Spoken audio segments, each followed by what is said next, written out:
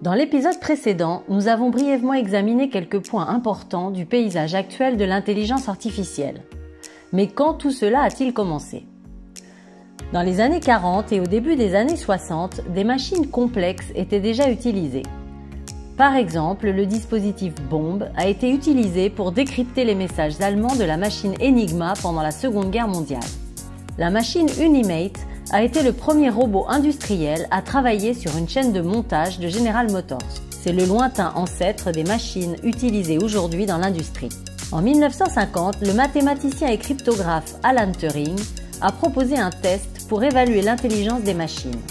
Ce test est connu sous le nom de test de Turing.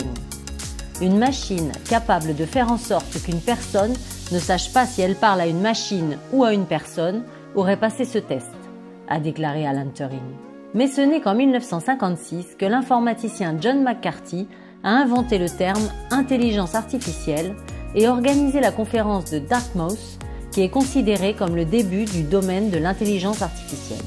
Dans les années 60 et au début des années 70, un an après que le premier homme a marché sur la Lune, les premiers projets d'IA ont été développés, notamment le chatbot Elisa, l'un des premiers programmes capables de tenir une conversation avec des humains.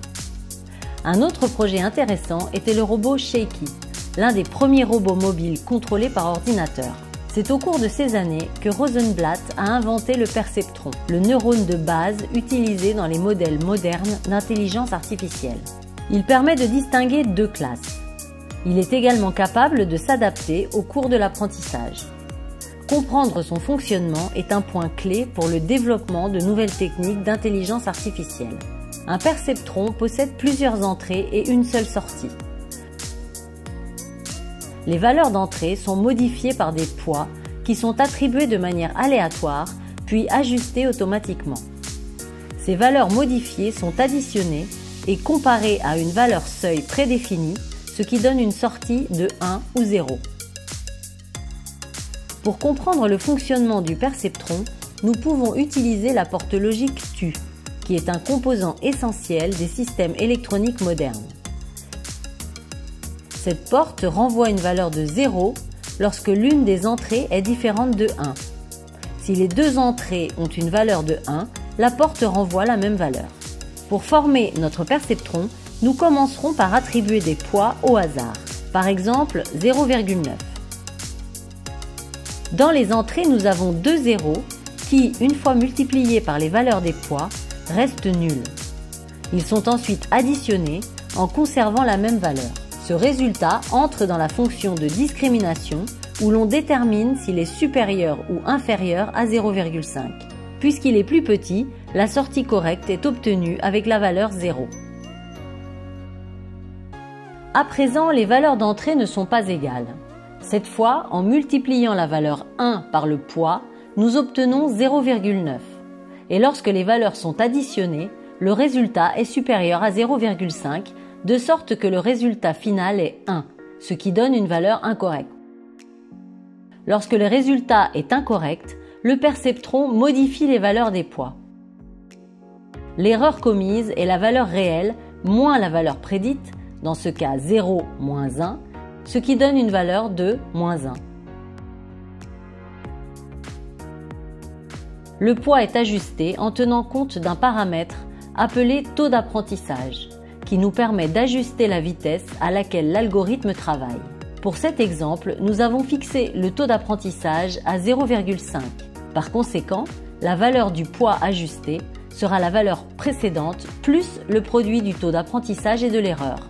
Nous obtenons ainsi un nouveau poids de 0,4.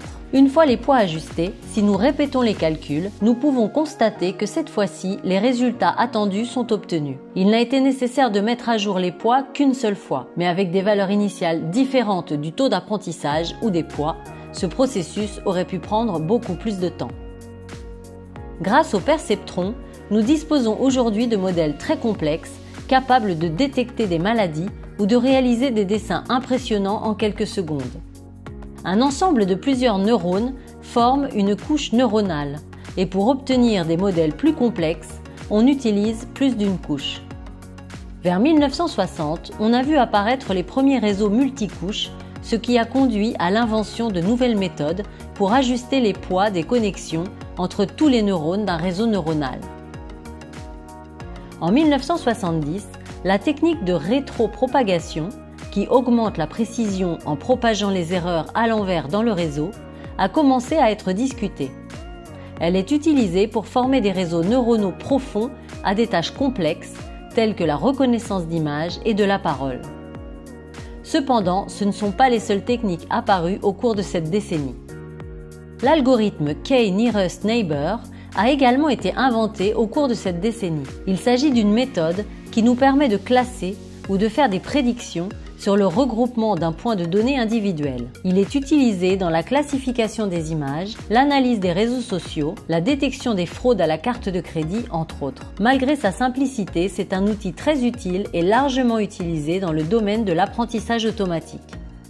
Pour classer la silhouette mystérieuse dans l'un des groupes, nous prendrons en compte le paramètre K, qui indique le nombre de voisins à observer pour prendre une décision. Si nous fixons K à 5, nous constatons qu'il y a 3 capybaras et seulement un chien et un chat. Et nous décidons donc que la silhouette mystérieuse est un capybara. Le choix du paramètre K est important et n'est pas toujours facile. Le processus de choix s'appelle l'ajustement des paramètres. Nous avons vu que le domaine de l'intelligence artificielle progresse très rapidement. Mais s'il en a toujours été ainsi, pourquoi n'est-il devenu un sujet aussi viral que ces dernières années ? Dans la vidéo suivante, nous verrons que cela n'a pas toujours été le cas.